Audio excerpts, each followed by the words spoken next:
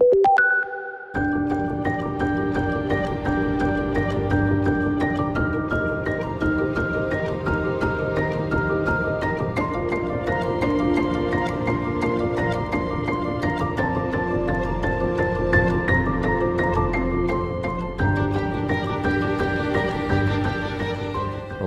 swasembada garam ini salah satu dari program prioritas Pak Presiden untuk memenuhi kebutuhan garam nasional yang selama ini ada sekitar 2,1 juta ton yang diimpor untuk kebutuhan industri.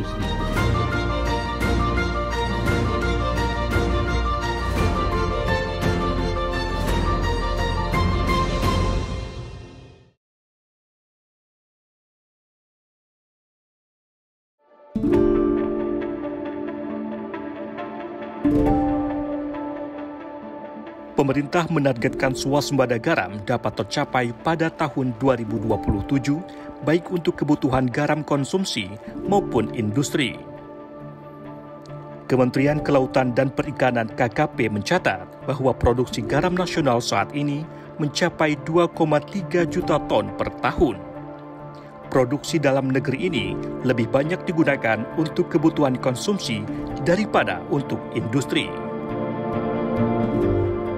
Kebutuhan bahan baku garam secara nasional pada tahun 2024 dan 2025 masing-masing 4,9 juta ton dan diasumsikan meningkat 2,5% per tahun seiring dengan pertumbuhan penduduk dan sektor industri.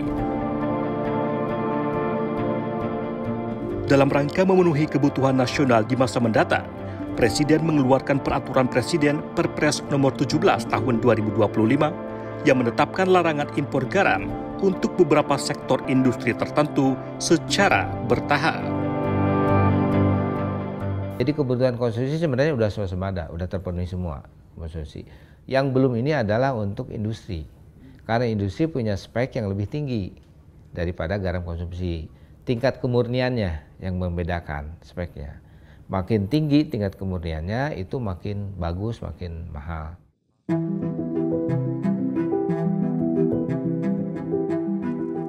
Untuk mengejar target tersebut, KKP menerapkan 3 skema strategi dalam menjalankan program swasembada garam agar tercapai pada tahun 2027, antara lain intensifikasi, ekstensifikasi, dan pengembangan teknologi. Melalui strategi ini, target produksi garam nasional ditetapkan sekitar 5 juta ton pada tahun 2027, sehingga Indonesia tidak hanya mandiri, tetapi juga mampu mengurangi ketergantungan terhadap garam industri.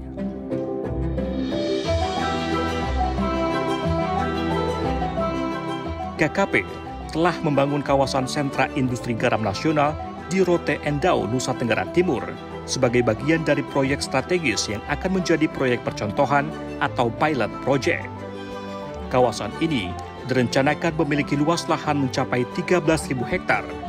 2.000 hektar diantaranya akan dipersiapkan pada tahun 2025 dan 2026.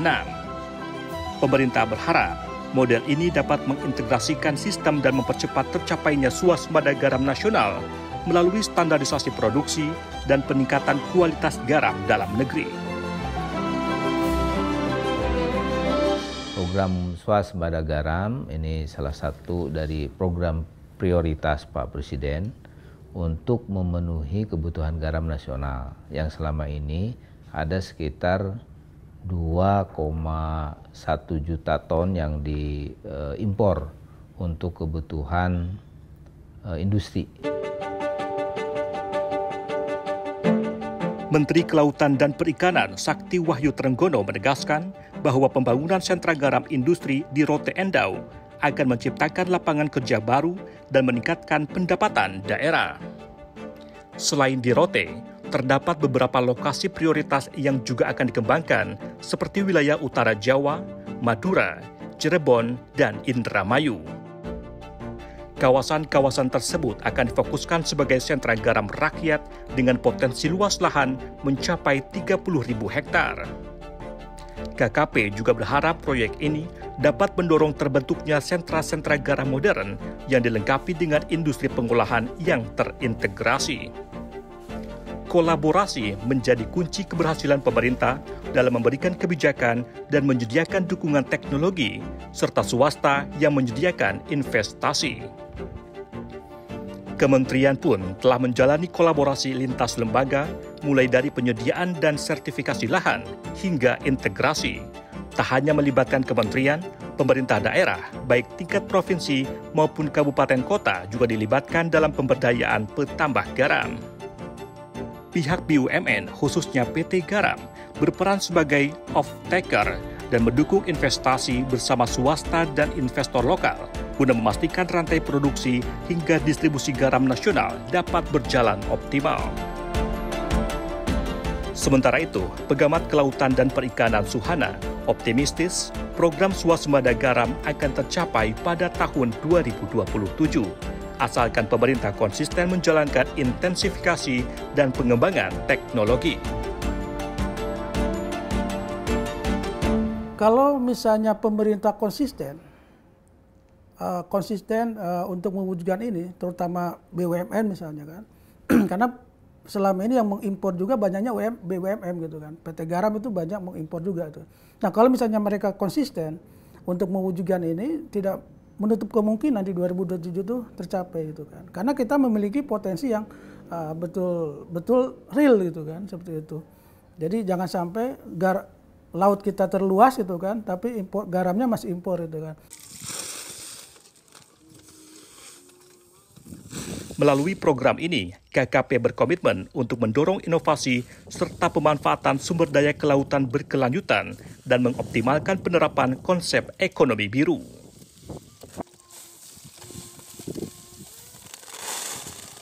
Ke depan di sana kita akan difokuskan listrik energi matahari pakai solar cell, ya. Kemudian juga mungkin arus laut, ya, kita akan rubah menjadi energi di sana karena potensinya sangat tinggi. Kemudian juga limbah dari garam ini kita tidak buang lagi ke laut, tapi kita olah lagi. Itulah produk hilirisasi dari garam. Jadi keseluruhannya kita pakai dengan prinsip-prinsip kelestarian lingkungan. Modal utama untuk swasembada ini itu kan.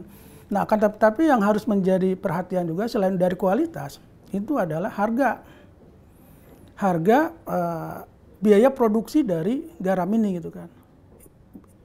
Mengingat tambak kita ini ada biaya produksinya gitu kan. Berbeda dengan di Australia. Australia itu dia menambang. Produksinya produksi secara alam pakai sinar karena dia nuansa jangka waktu musim panasnya jauh lebih besar dibanding dengan sehingga dia tinggal menambang. Tapi kalau di Indonesia kan harus ada tenaga kerja, bagaimana memindahkan air ke tambak, lalu ada sampai terjadinya proses penggaraman seperti itu. Nah itu ada biaya produksi. Dengan hadirnya program swasembada garam, Indonesia diharapkan tidak lagi bergantung pada impor dan mampu menjadi negara mandiri dalam penyediaan garam, baik untuk kebutuhan konsumsi maupun industri. Selain itu, pemerintah berharap sektor garam dapat menjadi penggerak ekonomi pesisir, membuka lapangan kerja baru, serta mendukung agenda besar ekonomi biru Indonesia yang inklusif, produktif, dan berkelanjutan. Dari Jakarta, Asfar Muhammad, Erlangga Bregas, Kantor Berita Antara, mewartakan.